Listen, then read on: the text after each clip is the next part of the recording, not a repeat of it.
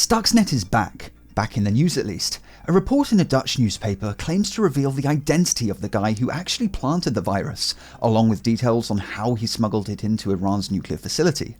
Also coming up in today's hacking news, the infamous cybercriminal Pompompurin is in trouble yet again, and China claims to have hacked Airdrop. But first, Stuxnet. A new report claims that it was planted in the Natanz nuclear facility by one Eric van Sabben, who isn't American or Israeli, but rather Dutch. Apparently, the two countries who developed the now famous virus weren't actually capable of getting it into the nuclear facility, so they had to enlist the help of the AIVD, which is basically the Dutch version of the CIA.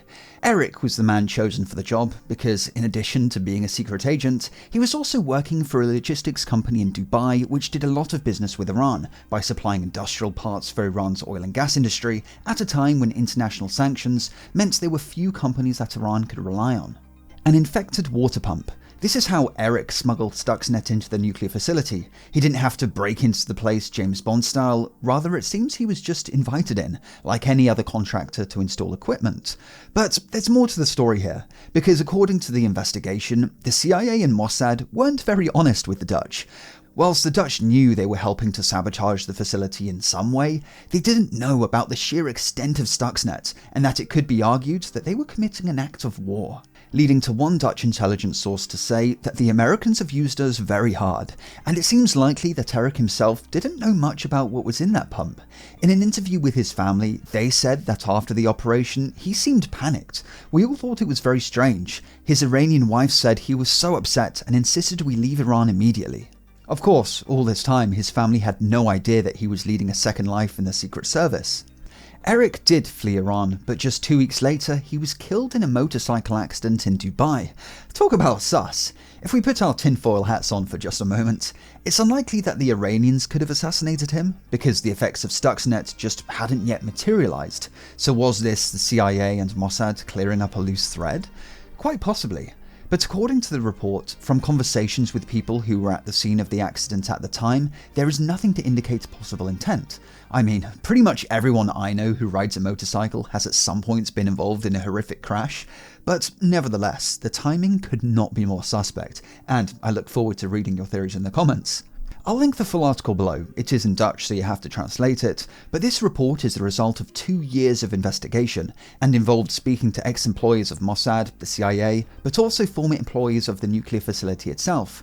Stuxnet is seen by many as the starting gun for the era of digital warfare. It caused 1,000 centrifuges used to enrich uranium to break down, delaying Iran's nuclear program by years. A costly way to learn the importance of regular penetration testing, which is where today's sponsor, PlexTrac, comes in. What if I told you penetration test reporting doesn't have to be a time suck? With PlexTrac, you can rapidly generate a pen testing report in as little as 5 minutes. Using the content library, you can easily pull pre-written narratives and findings write-ups into your report and just edit the specifics so you don't waste time copy-pasting from previous engagements. Shortcodes help keep your report modular and reusable across pen tests. And PlexTrac makes your peer review workflow easy. Adding comments and collaborating across your team is a breeze. The goal with PlexTrac is to set your formatting and create reusable content once, then present your best work every time. Build consistent, high-quality reports in a fraction of the time by automating with PlexTrac. And if you use the link in the description to attend a one-on-one personalized demo, PlexTrac will send you a $10, Euro or Pounds Starbucks gift card totally free just for your time. But better yet, you'll finally make what was previously a mundane and time-consuming task easy.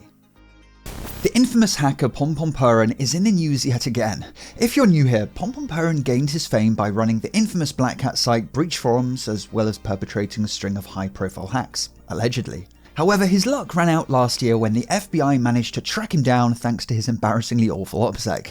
I have a whole playlist on the shenanigans surrounding his downfall, and at the time of his arrest, the guy was really popular and even gained a bit of a cult following. However, his reputation was absolutely trashed in the wake of his arrest, because after inspecting his hard drive, the feds found hundreds of images of cheese pizza, sesam, whatever you want to call it. However, this all took place months ago. He's back in the news today because he's in trouble with the law yet again. You see, despite pleading guilty to 2 cybercrime offences and 1 offence relating to those images, he was released on a $300,000 bond co-signed by his parents whilst he awaits his sentencing. However, his release came with a bunch of conditions. He's not allowed to create any websites or register a domain, and he's not even allowed to access a computer or the internet. Well, unless it has an FBI-approved rat installed that gives the feds pretty much complete access to it. Also, other than not being able to have contact with minors for obvious reasons, there was another condition that prevents him from using VPNs, Tor, or proxies. And I think you can see where we're going here. Pompompurin, otherwise known as Connor Fitzpatrick, has just been rearrested for violating these conditions. In particular, he's accused of using a computer that didn't have an FBI-approved rat installed. He also committed the high crime of using a VPN.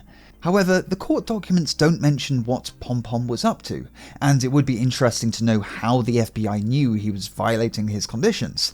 But given Pompom's history of god-awful OPSEC, it could just be as simple as the feds detecting his Google account or something being accessed from an IP in, say, Panama, which would definitely arouse suspicions of VPN use.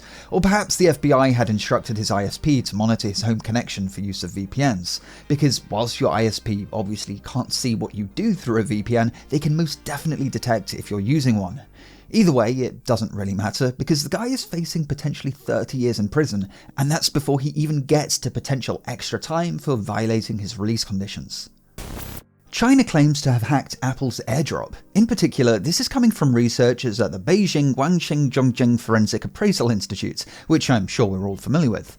The researchers say that they've devised a way to identify the senders of random airdrops, the kind of thing that kids use to send fake bomb threats, and weirdos use to creep people out on the morning commute. However, in China, anonymous airdrops are a much bigger deal because they've been a really useful tool for anti-government protesters to share anti-government things with strangers at protests. So much so that last year, Apple kneecapped Airdrop by modifying the option to receive airdrops from everyone, so now you can only enable airdrops from everyone for 10 minutes at a time. This change was applied in China first, before it was implemented globally. So yeah, it seems that Apple did this at the behest of the CCP. But anyhow, how can anonymous airdroppers be identified? The researchers analysed iPhone device logs and found that when it comes to airdrops, the sender's device name, email address, and mobile phone number were all recorded on the receiving phone in the form of hash values. The problem is that phone numbers in particular are kinda predictable. They're all 11 characters long and contain only numbers. So a bad actor, like the CCP, could just pre-compute every possible hash for all possible phone numbers, and then just match the hash with the one stored in the device logs, and without much effort, they've identified the sender. However, this technique might not be as new and novel as the Chinese researchers claim. A couple years back, German researchers published details on a seemingly identical vulnerability. So this Chinese research seems like it's more so geared at dissuading people that aren't fans of the CCP from wanting to use Airdrop in the first place. But wouldn't the CCP rather keep this method as secret as possible? Well, this airdrop identification method can't be done remotely. The CCP would need direct access to someone's phone to be able to pull the logs off it. And, well, they can't catch everyone. So scaremongering about airdrop is going to dissuade way more people from using it than the CCP could ever catch. As always, thanks for watching, and I'll see you in the next video. Have a good one.